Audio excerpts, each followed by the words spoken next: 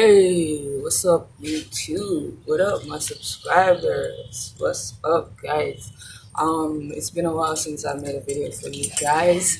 Welcome back. If this is your first time watching my video or tuning into my channel, just go ahead and like, comment, share, and don't forget to hit that subscribe button, guys. I really do appreciate it. We are on our way to 2,000 subscribers, and I have to give thanks to all of you guys. More life, more blessing. Y'all know who it is. Welcome back again. My name is Glenn. Be back again with another video for you guys. Um, I've been trying to stay motivated with this YouTube thing, and with everything else that's been happening in my life, isn't it? I know a lot of people can't relate, especially with the pandemic, but besides from the pandemic, I'm talking about, the everyday life, everything them, isn't it? Especially in my case, where due to my condition, my brain is always a roll. So normally when I post a video like every 2 days, isn't it? Whether I'm checking YouTube, I'm realizing that it's been 4, probably 5 days since I actually make a video. My consistency, I'm trying not to destroy that. You get what I mean, guys? But sometimes I wake up and it's like, fuck it. I really can't bother with the day. I really can't bother with work. I really just can't bother at all. Not feeling myself at all. Isn't it? That's my explanation for not posting as often, but I'm gonna try to get back on the road for you guys, isn't it? But yeah, today, guys, I'm gonna tell you guys a story about my life. Me and one of my close friends was having a conversation the other day, and we were talking about schools in America, and she was saying that Jamaica is more advanced, where we're ahead because the shit that she's learning in college, she had already, learned that in high school. So, yeah, I said, yeah, that's true, but you have to born quick in Jamaica.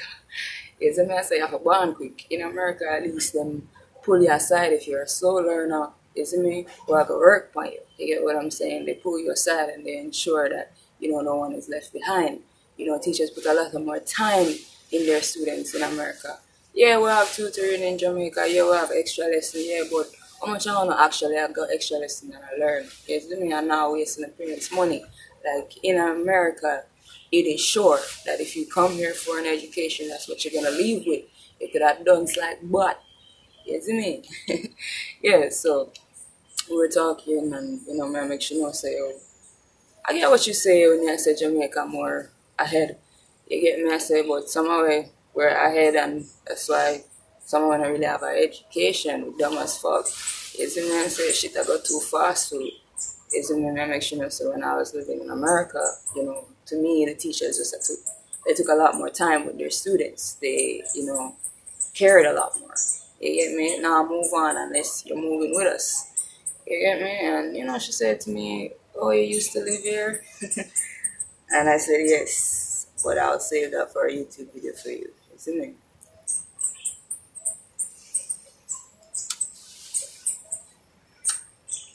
So this is that YouTube video. I'm going to introduce you guys to my dad, Mr. Glenn-Devon. No, he's not coming on the show. He's not coming on my show right now. But I'm just going to talk about my dad a little bit. In one of my previous videos, my coming out video, I spoke about my mom, and a couple of her friends even commented on my video saying that, I'm not talking about my dirty papa, I know my papa do, and all that shit. Y'all know how Jamaican mothers can get, isn't it? So today I'm going to talk about my dad, isn't it? I'm not trying to bash any of my parents when I talk about them, but I'm just give you the reality of things, isn't it? I said. So, getting out of story, guys, introduce you guys to how I came to Jamaica and Mr. Glenn-Devon, how I felt, all that shit, isn't it? Let's go.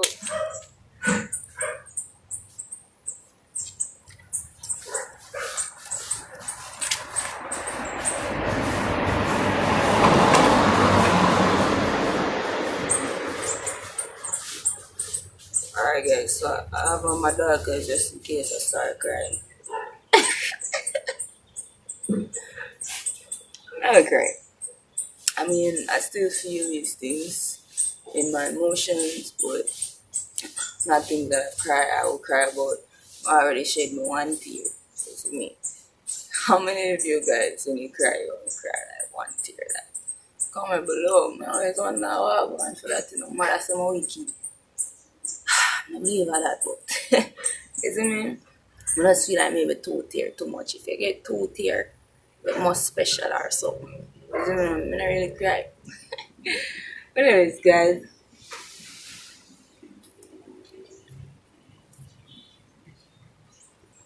when I was born as Glenna Sage Brian. Let me put it on the screen for you guys to see. Is it me? Parents are Glenford Brian, is it me? And Tanzana Brian, for those of you. More Brian like the woman marriage. Never accept the ring. Accept Miss Garvey. Is it me? Named after the African country Tanzania. Big up yourself, Mother Earth. Is it me? But those two were legit crazy. Like when my parents met, my mom was around 15. Back in the day, you know,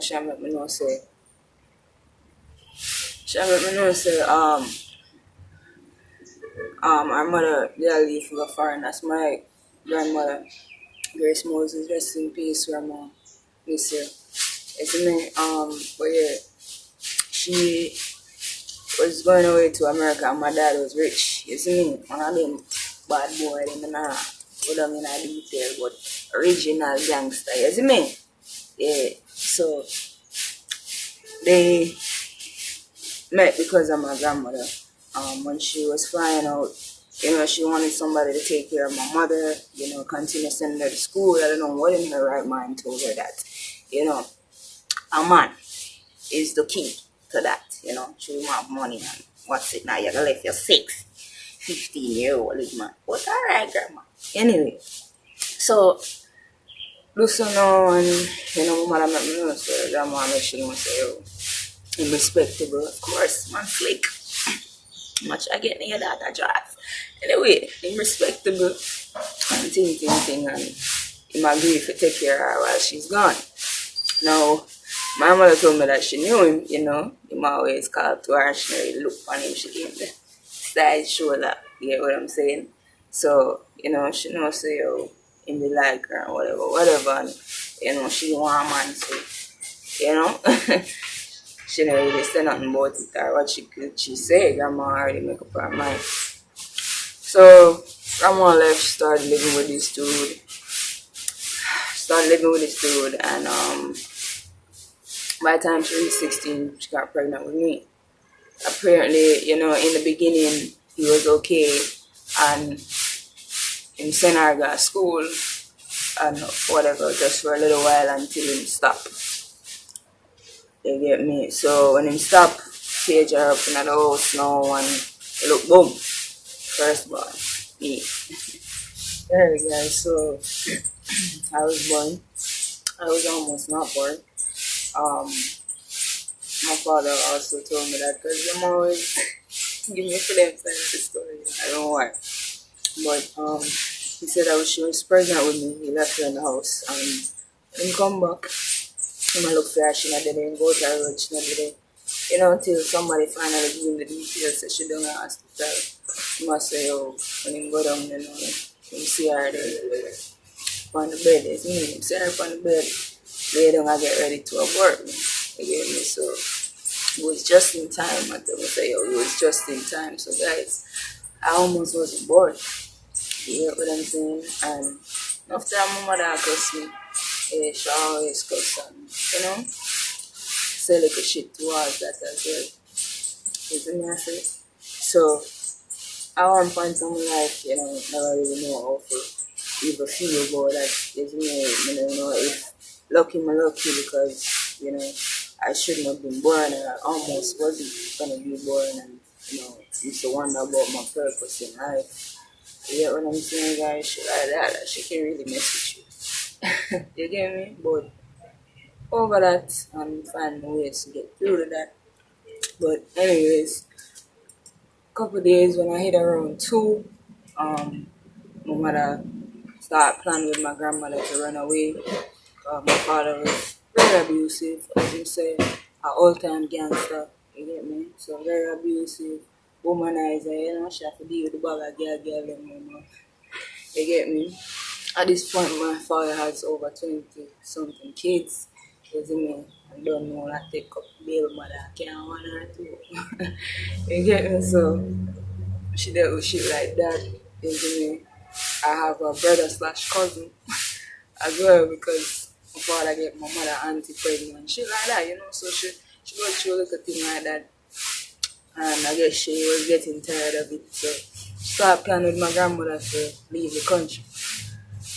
So she and my father was in an argument. So when she finally decided to say, oh, we're gonna leave, she and him never together at that point.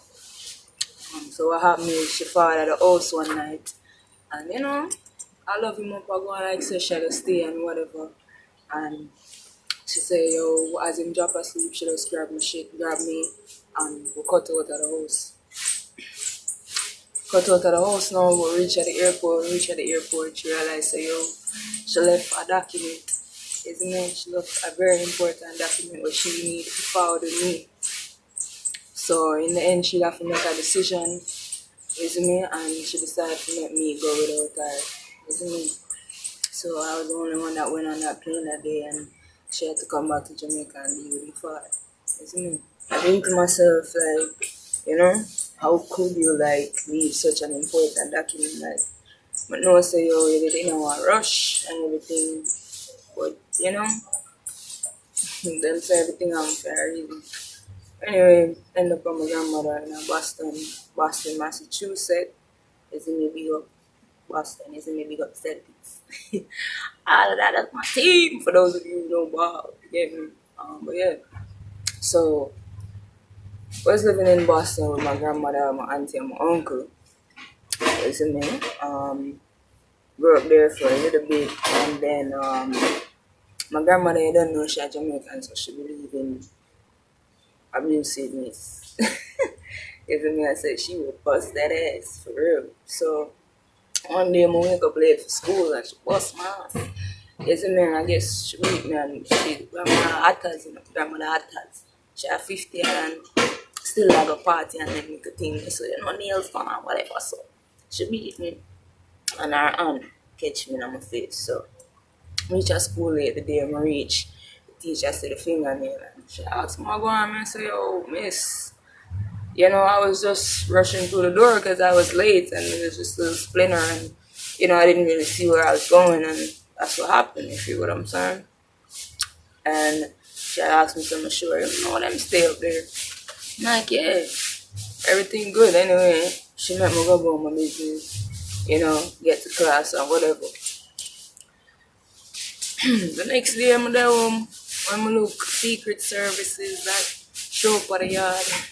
You get me, I say, and them forward and them in the living room I talk to my grandmother. Yes, a couple of days before that my grandmother beat me because I take out a Malta out of the cupboard without ask because she used to buy that shit in packs. Yes, so I say, wow, a lot of Malta, I must can have one. Have one, one boss me I said, I want nothing for ask. Yes, I say, and I've been going like that through my life. Isn't it very polite? I can be very polite, guys. Like, it's embedded in me, for real. So, see, she talk to Secret Services. Go back in and come back and take out a man that come and say, you can't beat me now. What? Go right at the door, stand up and I drink it. You get me? I said, I look for my guys. But you see me? I have to use the opportunity. You see me not knowing that this was the last time I actually see my grandmother. You see me? So Secret Services took all of us, isn't it? The first place I went to was this black woman's house. I think her name was Debbie. Yeah. So I went to this black woman's house. Her and her family. She had a son and a daughter. You get me, guys? Back then, I used to lie a lot. Like, people never used to believe shit that I'm saying. I used to lie a lot. It's a mess, but God every house, that's my first foster mom. And lying just became annoying, isn't it? Kind of body now, but shit, what man say, kids, don't lie. It's not good. Ever heard about the boy who cried wolf? Yeah, you don't want to be that boy or that girl, isn't it? Yeah, or that girl. So, they made me really get tired of it because everything I said isn't me. She put out a cupcake, I didn't eat it, and I tell her I'm going to eat it. I find her up on her son bed with me and show her. I say, I'm going to put it there. I say, I want to go another place there. Nobody not listen to me. Our daughter Jojo was bad as hell. Remember one time we went to a supermarket, isn't me, and Jojo did, convince with her, do a little shoplifting. It's not right, guys. Don't do shoplifting, okay? Yes, I mean, so we left the place, and then, another time, Jojo tried to get to do it again, and we're like, yo, we're not thieves. We're not thieves. I mean, that was fun and all, the adrenaline and all that shit, but when I do that again, Jojo got upset, and she went by herself. Later in the night, everybody I wonder, where the hell is Jojo? Yo, Jojo pull up at the gate, the police that handcuffed. They caught her. It's like we feel it that day. They me.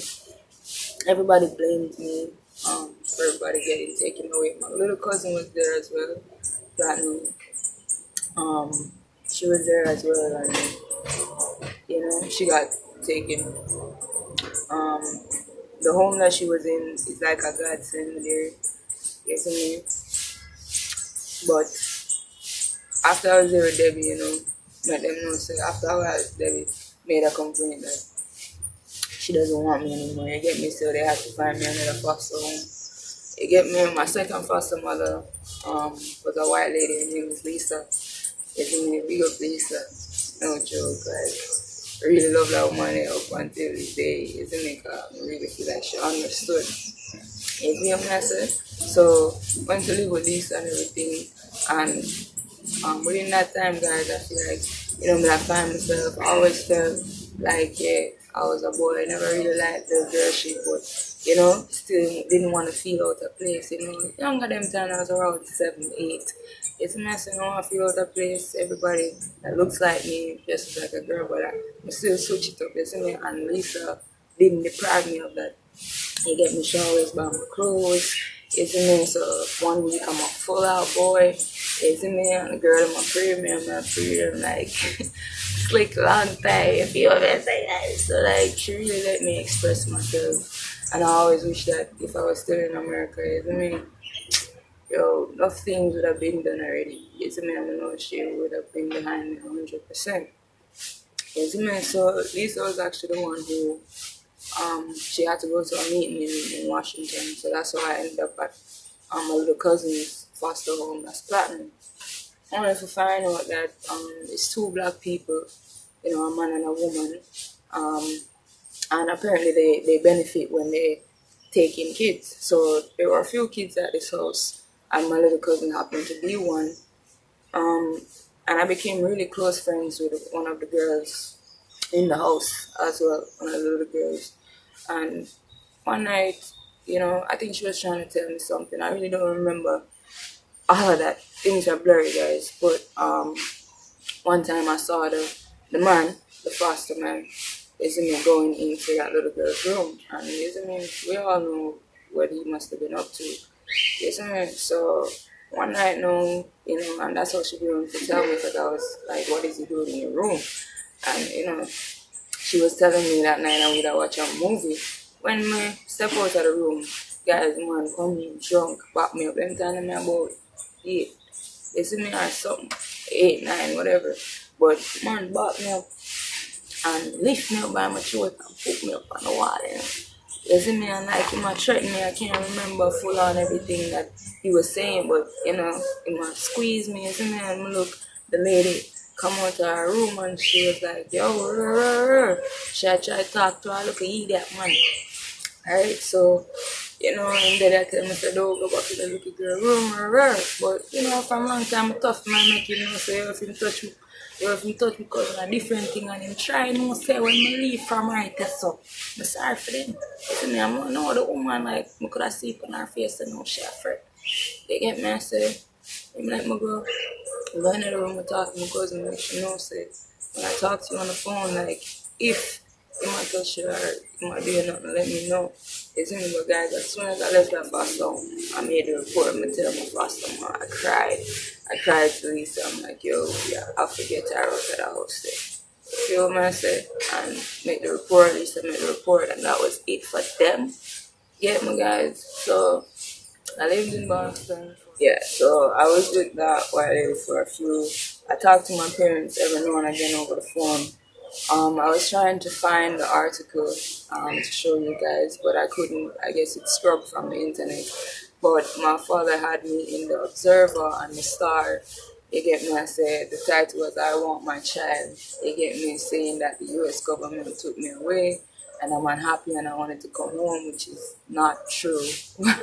I was definitely not unhappy. You get what I say, guys? As soon as I landed with this, everything was cool. Right? So I was in the paper, my dad was throwing stage shows, big stage shows, isn't it? To support the little Amazon rebellion and one, But, a lot of people come together, doing a read. You get what I said? People like that. All kind of Rasta artists, other Rasta artists, people like that, guys. So, in the being a stage show there, and my saying was my fight for me because the US government have me under captivation and a bag of shit, right? So, I used to communicate with them a little bit and talk to them on the phone. I guess that the way how I used to talk to him on the phone, him feel like say I was unhappy, but really if he had actually asked me, I would have let him know that, yeah, I never really wanted to come back home to Jamaica. Anyway, him do the do's, and my foster mother, tell me say, oh, she can't keep me, I have to go home. She wish she could have adopted me, but she can't, because how it works is as long as your parents want you, you have to go home. So, got on the plane in the morning to come back to Jamaica. Come back to Jamaica and everything just went to shit, it seems like, isn't it? My mama step off of the plane, long time I step off, and I see my father in guys. Like I see him all long, and even don't know this up until this day, but if he watch his video, he's gonna know. Right? I saw his ass long time. Isn't it? When we come off of the plane and the lady put me at the front, isn't it? Him stand up, I'ma see him, but my baby like me to see him. And he was calling to me, so till the lady said, there's your dad right there. And she pointed at him, so I had to look. So I'm look, I'm put on a nice little show run. Oh, daddy! I hug him because that's a little piece of me, isn't it? With me, some father. Again, but not a whole piece. That's the back, yes, so we don't know. You get what I said? Something in me, I used to have bad dreams before I even came to Jamaica about my mom being abused, and I'm wondering if, the baby in me, it was like flashbacks of being a 2-year-old, you get me, or a 1-year-old. Like I used to have visions of him hurting her. You get what I said? So, that made me, and they felt so real to me, guys. So that made me kind of distant from him.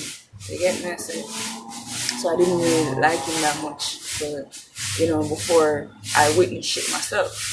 But back to the story. Up until I don't know, maybe this day. But when my girl used to walk until people say, "Oh, say, oh, I felt at home and I missed my family." That's by the way I hugged him that day. But really and truly, that was just a show. Isn't it? I did miss you, just not that much. You get me? Yeah. So back in Jamaica with my dad. He homeschooled me for a while. I remember when I was leaving, my foster mother wrote down all of her information. She told me if I ever need help, that I should reach out to her. My dad said he didn't really like white people. He took everything she bought for me. My roller skates and gave to my other sister. next door. I had a sister next door, guys. Isn't it? So um, he gave her my shit. He burnt my shit. He burnt the information. Isn't it? So I never got back in touch with that woman at all. So back in Jamaica, as I said, he homeschooled me most of the time. Isn't it? So whenever I really go to school until like fifth grade. Right, even between that time, we were everywhere. Clarendon, Izini, St. Thomas, St. Anne, Izini, Trelawney, Moby, Izini, Grill, Ochi. We were all, I've seen the 14 parishes of Jamaica. My dad was always out me behind him, PP, club. If him and my mom have a disagreement, Izini, him always make sure say, you can go on for your business. It's me and that if you feel generous, especially. It's me I can go on with business, but say it, you're not gonna. It's me I say. And that used to always kill me. I'm like, fuck. Shit, I need to get away from this nigga. It's me I say. My dad was very abusive, isn't it? Which is why my mom feel like it's an excuse for her to behave the way that she does. You get what I'm saying? She got through a whole lot of pain in her life. And I do understand it, but isn't it? It just doesn't give you the right. Everything that you do is a choice. So he chose to treat you bad, then you're choosing to treat me bad. Isn't it? So that not really fly with me because we all have choices. But anyways, back into it, guys. My father was a real Rasta man. Yes, he I talk about the whole works like Muta Baruka, barefoot the man that put salt and sugar in and nothing. Yes, I say so I'm kind of immune to things like that as well. I can drink tea without sugar or juice without sugar. And yes, I say, and some of them I do enjoy. It all depends. So yeah, because that was my life. Isn't it? Him teach me how to be a grown person. I was the older one, so I wash, my cook, my clean. You get what I'm saying? All that shit, guys, isn't it? So he told me to do all of that shit, and all that's good, because at least now, I can take care of myself. Remember one time, the man say, yo, call me on the phone, and him say, yo, get your brother and your sister dressed, and like I send a taxi for them. You get me? But him said to me, don't go in the taxi and miss my car. You see me? So I said, alright, cool, get them ready and we'll go outside and we'll they hold long wait for a taxi, the taxi. My father not call nothing, my all I try call him and not answer. So I look, a taxi pull up at our foot. You get what I'm saying? Taxi pull up. And he's like, yo, I'm not the car your father send me for you. Lady, I look on him like, bro, nah, come in here, care, bro. You see me? And the man say, yo, father, send me for you till him start getting mad. See, man, yeah, so me say, oh, we attack them, my words not coming in the car.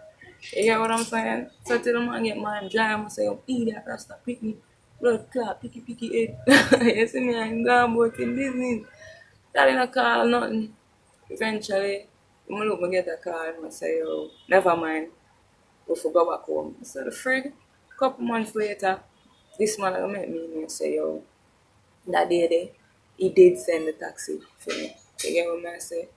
Because when he come home, he say, no, he never send a taxi for me. So, a couple months later, I say, he did send the taxi. Right? And I say, yo, anyway, they go in that car, they are trouble.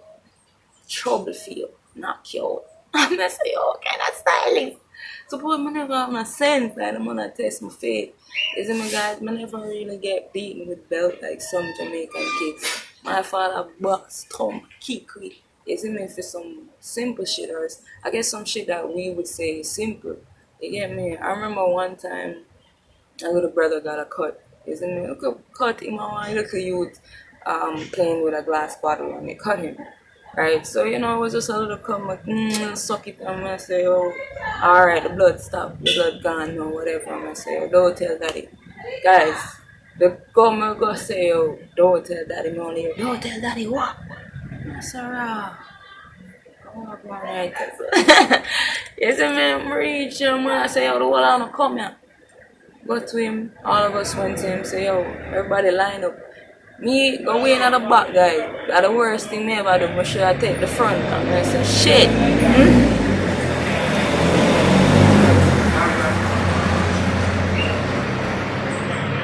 I say, oh shit.